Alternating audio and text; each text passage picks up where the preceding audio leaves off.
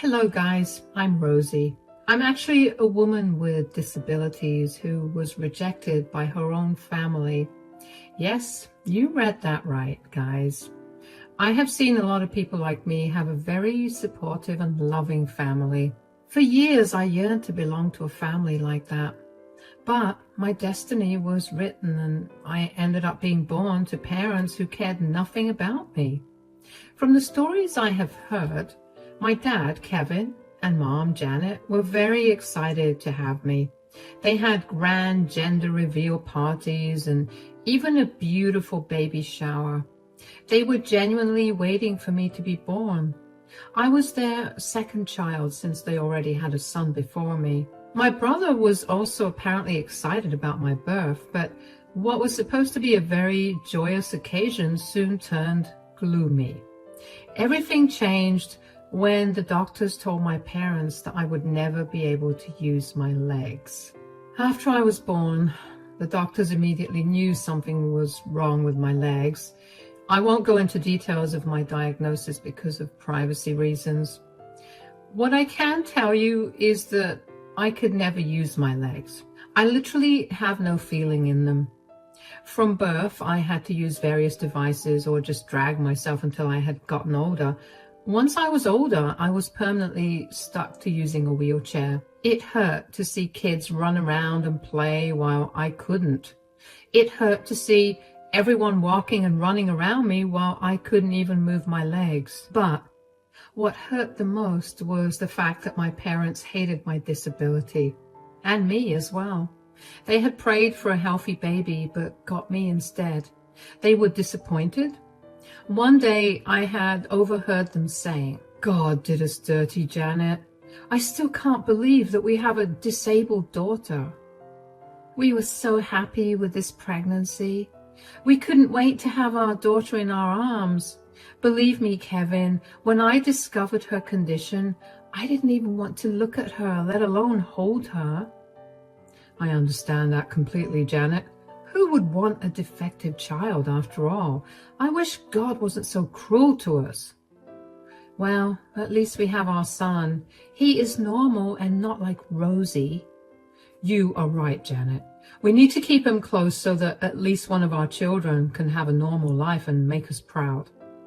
There is no hope for Rosie anyway. She's just a waste of our time and energy. You're right, dear. We already spent so much time and money trying to fix Rosie. We now know it was all useless. What's gone is gone, Janet. From now on, we will just give her the necessities and nothing more. We need to concentrate on our son now. He is such a smart boy and has a great future ahead of him. I was hurt beyond belief, guys. I knew that my parents didn't like me, but I never thought that they were so disgusted with me. My dad actually called me defective. My mom agreed with everything he said and even added that she never even wanted to hold me. I was 8 years old back then. I will remember that night forever. I cried myself to sleep while replaying my parents' conversation over and over again in my mind. I was too hurt and too scared to tell them what I heard, so I pretended not to know anything. Ever since that night, my life changed for the worse. My parents actually stuck to their word and stopped giving me any kind of attention. Yes, I was fed and bathed from time to time, but that was it. All day, I was alone in my room. No one talked to me. I had gone to my brother thinking that maybe he would at least love me a little.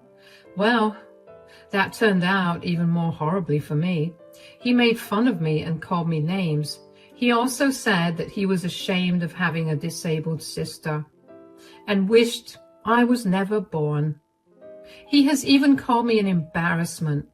As he grew older, he would pull horrible pranks on me and even sabotage my wheelchair once. My parents refused to buy me a new one because apparently they didn't have money, but they had money to gift my brother a car when he barely graduated school. It was my Uncle Stephen who took pity on me and bought me a new wheelchair. Now, let me tell you a little about Uncle Stephen because he is a very important person in my life. He is my dad's brother and a widower. He lost his wife and unborn child during childbirth. He never remarried and was content living alone. Uncle Stephen absolutely adored me and loved me like his own daughter. He was furious with my parents because of how they treated me. Unfortunately, he could never call CPS because what my parents did was mostly mental abuse, and I didn't have the heart to see them suffer. So I begged my uncle not to do anything. Uncle Stephen instead did his best to take care of me. He was more of a parent to me than my own parents. Uncle Stephen was the one who took me in when my parents forced me out of their homes, and when I turned 18, my parents just started to pack my bags and said that they were going to kick me out if I didn't leave on my own.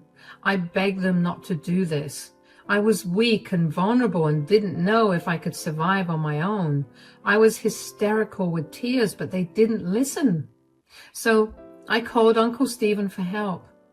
Uncle Stephen tried to talk to them, but they said, "We are tired of taking care of a disabled girl. We cannot do this anymore, Stephen." "You don't get to just toss out your child like that, Janet. This is insane. We are well within our rights to throw her out. She's turned 18 and needs to leave. We are no longer liable for her." "What kind of parents are you? I see your son still living here even when he's 21. You didn't kick him out." "Don't compare my son to that defective child, Stephen.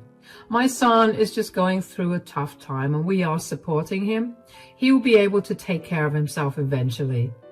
"Yeah, that can't be said for Rosie. She will always be a burden." No, I won't be a burden. I swear. I will somehow find a job. I have good grades and my parents simply started to laugh at that. I was desperate for their love and shelter. And despite everything, I didn't want to be separated from them. My disability didn't let me make friends in school. My brother also spread rumors about me and made fun of me, so I was nothing but a loser in everyone's eyes. So I didn't have anyone except my parents and Uncle Stephen. I cried and begged my parents not to throw me out like trash. I was so scared and didn't know what to do. I was willing to immediately look for jobs somehow and contribute to the household. I thought that maybe that would make them let me stay. But to my horror, they started to laugh at me and said, "Are you delusional as well, Rosie? Who on earth would give you a job?" "Even if you have a job, I would be stuck taking you places and looking after you. I have already done enough for you these past 18 years. I won't be helping anymore." "Yeah, stop being so selfish and give us a break. You can already see how worried we are about your brother. We spent so much time looking after you that we neglected our son. Now his A+ performance has been dipping." "That's right. He needs our full attention now. You need to leave and find your own way. Maybe get yourself into a homeless shelter and live off money from government assistance." The way my parents talked to me absolutely destroyed me from the inside. That day, I truly realized that my parents cared nothing about me. They just wanted to get rid of me because I was nothing more than a burden. Their golden child was suffering and they wanted to help him instead of helping me. My parents even suggested that I go to a homeless shelter. That was the turning point in my life. Two things happened after they said this. One, I realized that my parents were horrible people. And two, that my Uncle Stephen was nothing but a sweetheart. He went crazy on my parents and said, "How dare you say that? What is wrong with you? You two want to send your own daughter to a homeless shelter? How can you be so heartless?" "That's easy for you to say, Stephen. You weren't given the opportunity to have kids. How would you know what we're going through?" Wow. That was a low blow, Kevin, but I am not even mad because I expect that from you now. If I was blessed with children, I wouldn't have treated them like you do. If you think you can be such a good parent, why don't you take Rosie's responsibility? You can take her and keep her. Maybe that's what I will do, Janet. You know what, guys? Rosie doesn't need you anymore. She has me, and I will take care of her. She needs someone who actually cares about her, and not someone who throws her out at the first opportunity. Uncle Stephen did just that, guys. He took me in and continued to look after me like his own daughter. He was really hurt by how insensitive his brother and sister-in-law had been to me, but he set aside his own hurt to comfort me. I was a mess and actually needed intensive therapy to gain any self-confidence. It took me a year, but my mental health improved significantly. Uncle Stephen even became the parent that I never thought I would have. He also employed a trained nurse to help me navigate through my disability so that I could live alone when I was gone. Those weren't the only things that Uncle Stephen did for me. He was a pretty well-off man who had his own business. It wasn't a big one, but not a small business either. He offered me an accounting job at his company after training me himself. I was a fast learner in school and had good grades right until I graduated, so learning new things was super easy for me. I took the job and worked hard to make a living for myself. I also made a lot of friends at work who were lovely people. Eventually, Uncle Stephen also gave me a few of his assets, which were shares in other companies. I cried hard that day because no one had been so helpful to me. My own parents spent thousands trying to get my brother into a college, but didn't even bother replacing my malfunctioning wheelchair. Speaking of my parents, they continued their life as usual. Their golden child was at home and destroying their savings. After realizing that he was the golden child, my high-achieving brother actually stopped putting effort into his studies. He started to party and got into drugs as well. As school progressed, his grades declined and he actually had a horrible GPA when he graduated. My parents, instead of being more strict, celebrated his graduation and even bought him a car. Then they gathered money to try and get him into college through donations. Well, that failed because my brother no longer wanted to go to college. He was happy living off my parents and enjoying his horrible lifestyle. Meanwhile, I got my life together with Uncle Stephen's help and also bought a small house for myself. All these happened in a span of 8 years, and in those 8 years, I didn't talk to my parents and they didn't bother reaching out. But 8 years later, my parents finally reached out to me. And before I get to that part, I need to tell you what I heard from Uncle Stephen first. He came to see me one day and looked a little glum. I was confused about his sudden visit and his sour mood. I immediately asked him, "Has something happened, Uncle Stephen? You don't look very happy." "Yes, something did happen, Rosie. I think you should know about it too." "What is it, Uncle Stephen?" "Your brother has gotten into an accident. Your parents called to tell me about it.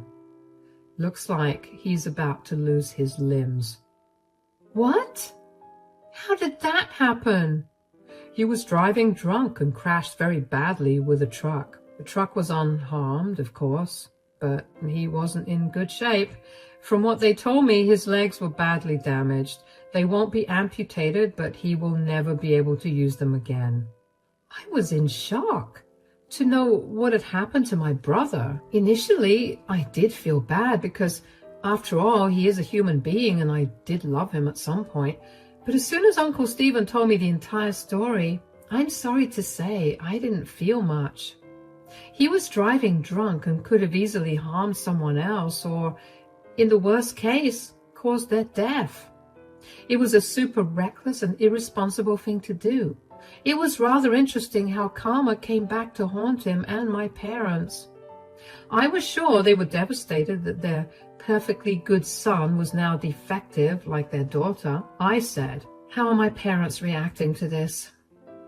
"They're having a hard time with everything. I guess they are in disbelief that both of their children are disabled now, but I don't think they have any renewed sense of respect for you now." I didn't even expect that, Uncle Stephen. I don't care what they do with their lives anymore. I'm not crying for their care anyway. "You might not need them, but I think they might need you very soon. What do you mean? Your parents are in a huge mess because of your brother. He is probably going to jail or has to pay a huge fine for his actions. Now, your parents have been asking me to give him a share of my money and a part in my business, just like I did with you. Wow. They do know how to make the best use of their situation. What did you say? I said there is no way I would help them. I took you in because you were innocent, but still got the short end of the stick. I have no place for a useless and irresponsible man like your brother. Your parents babied him and favored him over you. They can deal with him now. Uncle Stephen was adamant that he wasn't going to help my parents or my brother.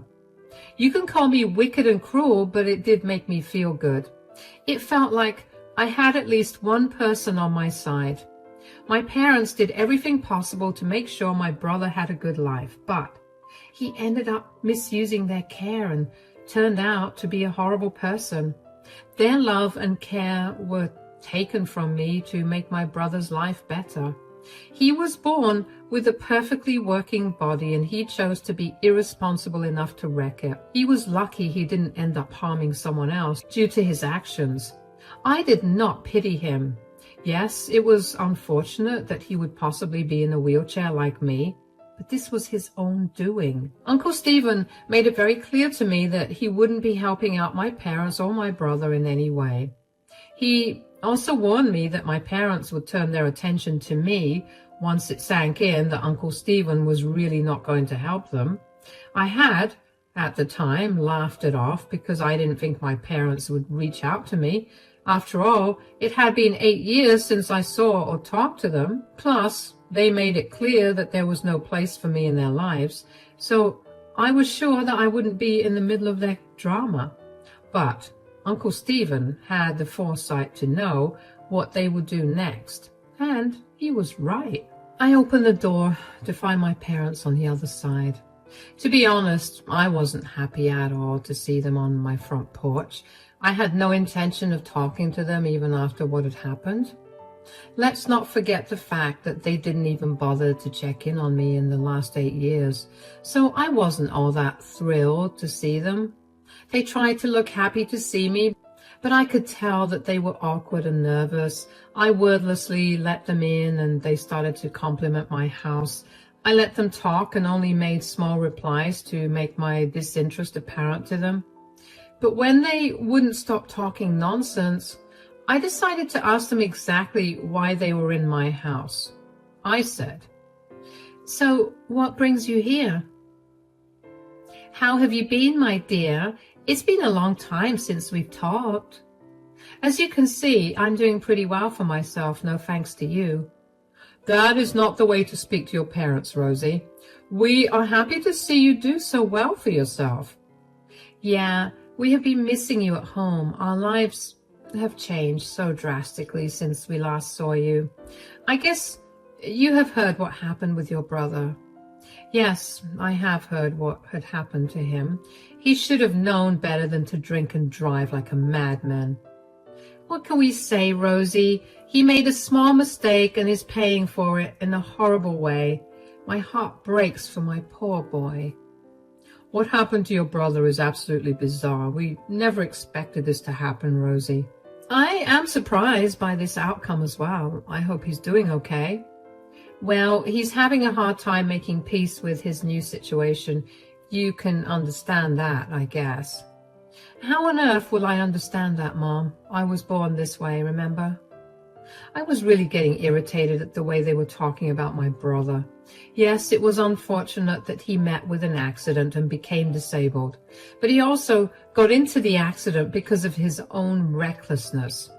My parents were still showing him more kindness than they did me. It was heartbreaking and annoying at the same time. Also, I still had no idea why they were calling me after 8 years to share this story with me. My first instinct told me that they wanted something from me. That was evident because they wouldn't have reached out to me for anything. But they still hadn't come clean about why they were in my house.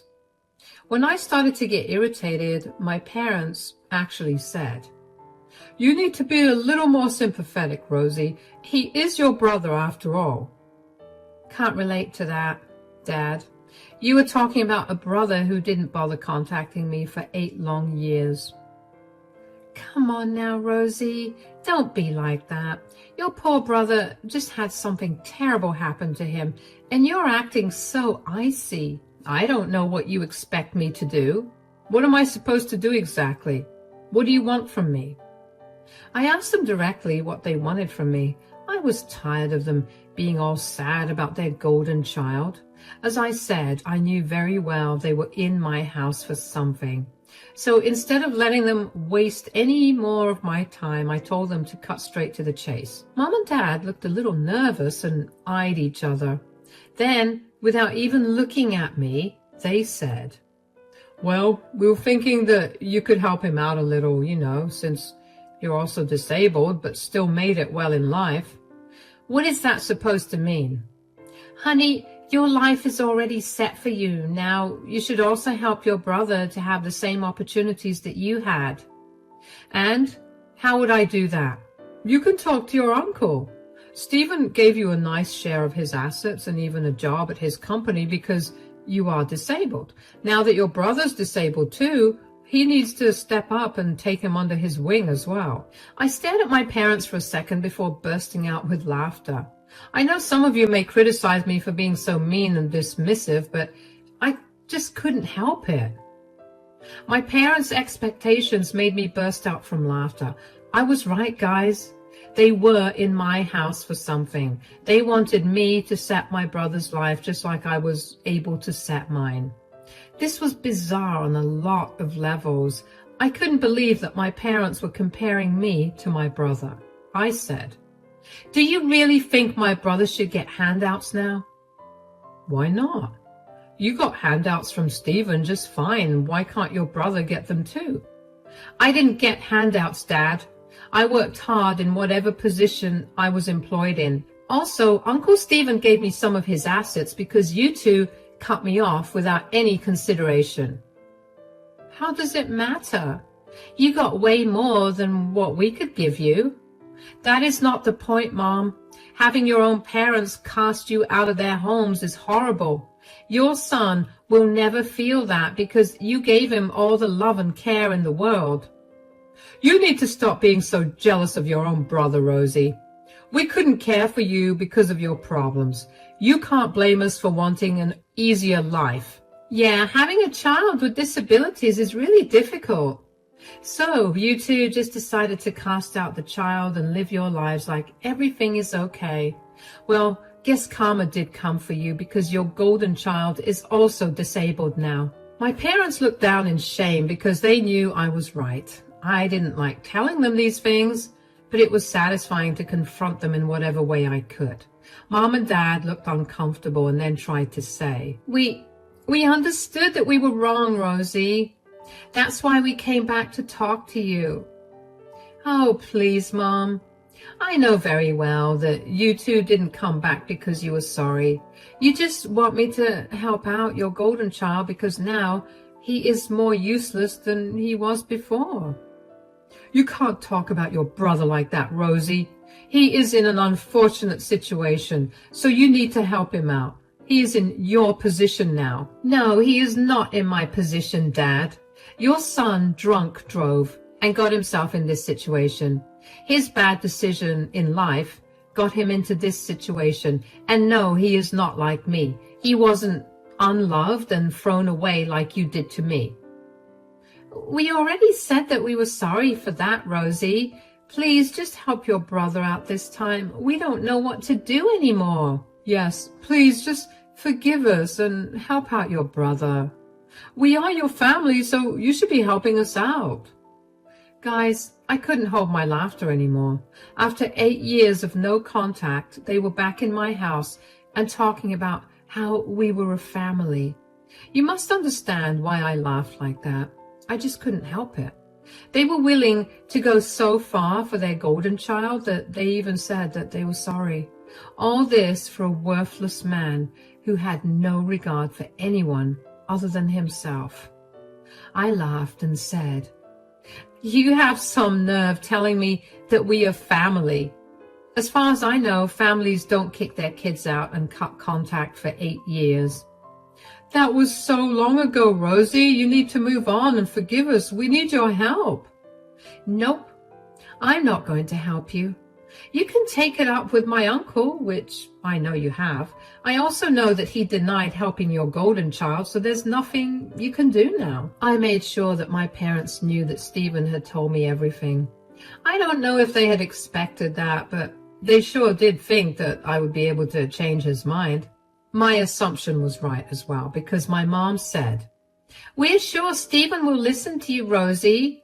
For some reason, he's very attached to you and loves you like his own. Please, just talk to us. Do it for your brother." "My brother? You mean the man who constantly bullied me, made fun of me, and told me that he never wanted a disabled sister?" "He's very sorry about those things, Rosie. Trust me. He understands now how horrible he was to you." "I don't care, Dad. The damage is done. Besides, your worthless son won't be able to qualify for any job in Uncle Stephen's company. He is a loser, after all. I got a job only because I had good grades in school and didn't waste my time going to parties, unlike your useless son." But there must be some way, Rosie. Your brother needs money to pay the fine for his DUI. The courts will send him to jail if he doesn't pay up. Why can't you help him pay, since he is your everything? We already spent a lot of money on his medical bills and lawyer fees. This isn't his first run-in with the law. We spent a lot of cash on him and don't have anything left to give him." "So you thought it would be a good idea to dump him on Stephen. Well, that won't work since he already said no." "Why don't you help him out? You don't have a family or anything, so you must have a lot of money saved. You can just sell some shares and give him the money. Maybe you can take care of him from now on." "Yeah, you are alone anyway, so having your brother for company will probably be good for you. You need to think about all these things and help out your brother." "Yeah, no, that is not going to happen. I would rather die alone than have you and my brother's company. And I won't give up my hard-earned money for a loser who had ruined his life due to his own choices. Now that I have made it clear, you two can see yourselves out." Those were some of my final words to my parents before I got them kicked out of my house. They were in tears and begging me to help them out. Yes, they were slightly more concerned about themselves than my brother. After enabling his horrible behavior for years, they wanted to get rid of him when he found himself in a bad situation. They were trying hard to dump him on me and Uncle Stephen and wash their hands of him. But that wasn't going to happen. I wouldn't be helping them, and they would have to come up with their own solutions. My parents tried to beg, yell, and even threaten me to get me to change my mind. However, I made my stance clear and kicked them out of my home. While I couldn't kick them out physically, I threatened to call the cops and have them removed. The fear of more police involvement in their life made them leave in a hurry.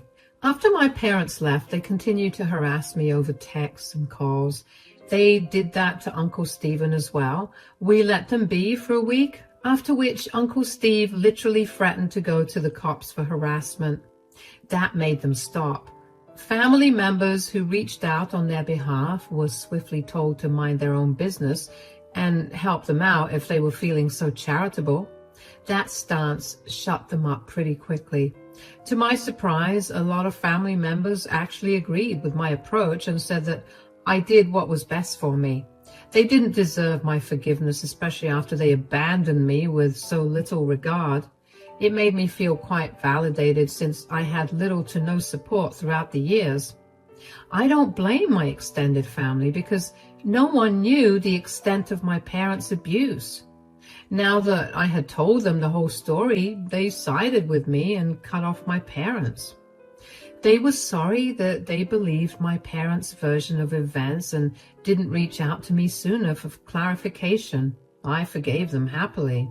From what I heard from my extended family, my parents begged around for a while, trying to gather funds for my brother. My brother, as usual, was being a nasty man and complaining about how unfair life was to him.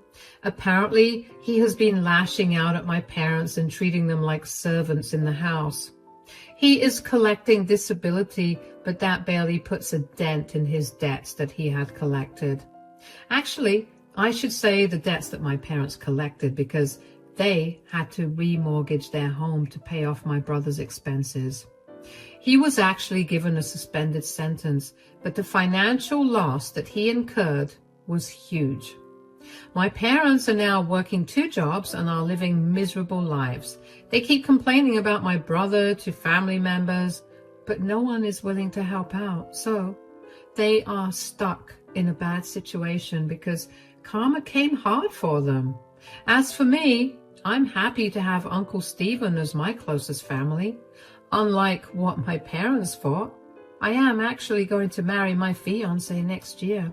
So I'm all set to begin a new life and have a family of my own while my parents and brother are paying for what they did to me.